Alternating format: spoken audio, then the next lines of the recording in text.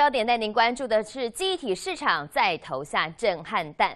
全球市占第2的Seagate传出与记忆体大厂海力士合作，共同开设合资公司，初期将锁定企业级 SSD， 并逐步拓展到 PC 和笔电用消费型 SSD 的市场。因为 SSD 比传统硬碟 HDD 速度更快，而且更为省电，被认为性价比已经超越 HDD， 渗透率正在逐步的提高。传统硬碟厂商同样积极寻求契机，转型发展 SSD。这桩合作案一旦成功的话，将掀起记忆体版图大风吹。轻薄的硬碟扮演储存资料的重要角色。全球传统硬碟市占率第2的希捷传出要与记忆体大厂 SK 海力士合作，筹措新的合资公司，为记忆体市场再投震撼弹。When people send us stuff, they're basically asking us to save their business or to save their photos and music libraries. It's the stuff that people really care about.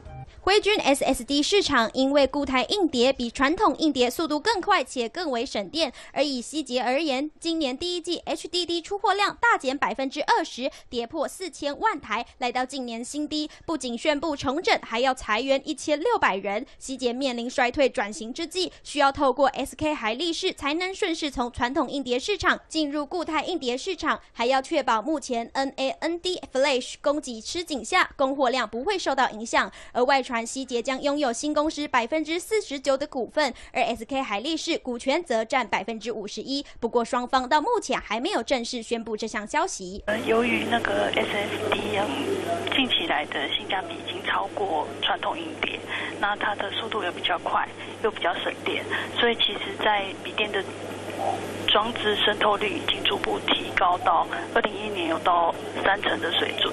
那未来发展，在它的性价比考量下，装置的渗透率会逐渐的攀升。